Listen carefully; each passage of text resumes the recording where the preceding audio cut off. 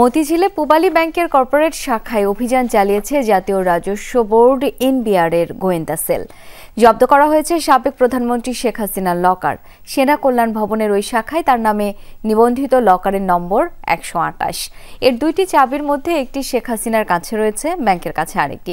সকালে রাজস্ব গোয়েন্দারা সেই লকারটি জব্দ করে। এছাড়া শেখ হাসিনার নামে 12 লাখ এবং তার বোন শেখ রেহানার যৌথ নামে আরও 44 লাখ টাকার এফডিআর জব্দ করেছে গোয়েন্দা সেল। এর আগে সাবেক এই প্রধানমন্ত্রীর বিষয়ে জানতে দেশের 65টি ব্যাংকে চিঠি দেওয়া হয়। সেখানে শেখ হাসিনা ও তার পরিবারের নামে অনুমোদিত লকার ও সম্পদের তথ্য জানতে চাওয়া হয়। পরে তার জবাবও দেয় বেশ কিছু ব্যাংক। সেই সূত্র ধরেই পূবালী ব্যাংকে লকারের তথ্য জানা যায়।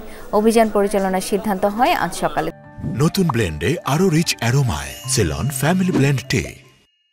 দর্শক, এই বিষয়ে আরও জেনে নিতে চাই। সহকর্মী আলমগীর হোসেন এই মুহূর্তে রয়েছেন পূবালী ব্যাংক মতিঝিল শাখায়। আলমগীর, জব্দকৃত লকার সম্পর্কে কি তথ্য পেলেন আর কবে থেকে এই লকারটি নেওয়া হয়েছিল? জানতে চাই লকারের বাইরে আর কি কি মিলেছে। শাওন, এই লকারটি আসলে কবে নেওয়া হয়েছিল সেই বিষয়ে তথ্য আমাদের এখানকার শাখা ব্যবস্থাপক জানাতে পারেনি। তবে আমরা এই ব্রাঞ্চে এসে তাদের মাধ্যমে কথা বলে যেটি জানতে পেরেছি যে সকালে অভিযান চালিয়ে শেখ হাসিনার নামে থাকা একটি লকার জব্দ করেছে জাতীয় রাজস্ব বোর্ডের গোয়েন্দা সেল এবং সেই 128 নম্বর এই লকারটি রয়েছে এবং এই অভিযান কিন্তু এখনও অব্যাহত রয়েছে। তিনি যেটি বলেছেন যে এই মতিঝিল কর্পোরেট শাখায় অভিযান পরিচালনা করে তারা প্রধান কার্যালয়ে গেছেন, তারা তারপরে ঘুরে এখানে আবার আসবেন কিনা সে বিষয়ে আসলে নির্দিষ্ট করে তিনি কিছু জানাতে পারেননি। তবে তিনি বলেছেন তারা হয়তো আবার আসতেও পারেন এবং এই লকারে কী সব জিনিস রয়েছে সেই বিষয়ে আসলে কোনো তথ্য যেহেতু জানার এখনই কোনো সুযোগ নেই। এই লকারটি এখনও খোলা হয় নাই এবং লকারের বিষয়ে আপনি জানেন লকারের যে কোনো ব্যাংকের যে লকারগুলো থাকে সেখানে আসলে দুটি চাবি থাকে, একটি গ্রাহকের কাছে থাকে আর একটি ব্যাংকের কাছে থাকে। এই দুটি চাবি একসাথে করে এই লকারটি খোলা হয়। এই লকারটি আসলে কবে খোলা হবে সেই বিষয়ে চূড়ান্ত নয়, এর কিছু আসলে নিয়মকানুন রয়েছে, সেগুলো মেনেই আসলে লকারগুলো খোলা হয়।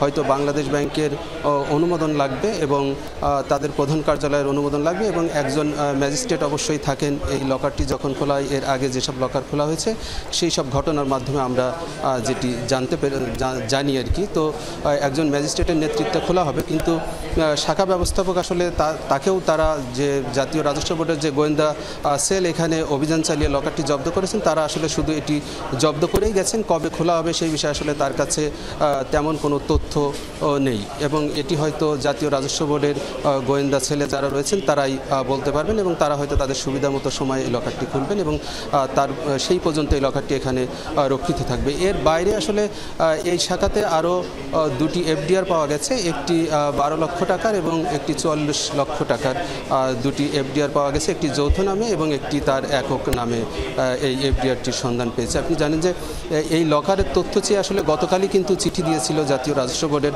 পক্ষ থেকে এবং আজ সকালেই এটির অভিযান পরিচালনা করা হলো। এর আগে পতিত শেখ হাসিনা সরকারের পতনের পর গত বছরের 22 ডিসেম্বর সব ব্যাংকগুলোকে তারা তার ব্যাংক হিসাব তথ্য চেয়ে চিঠি দিয়েছে এবং তারপর থেকে আসলে তার ব্যাংকে যে সব হিসাব রয়েছে সেগুলো পর্যালোচনা করা হচ্ছে এবং সম্প্রতি গতকাল সব ব্যাংকগুলোকে আবার লকারের তথ্য চেয়ে চিঠি দিয়েছে।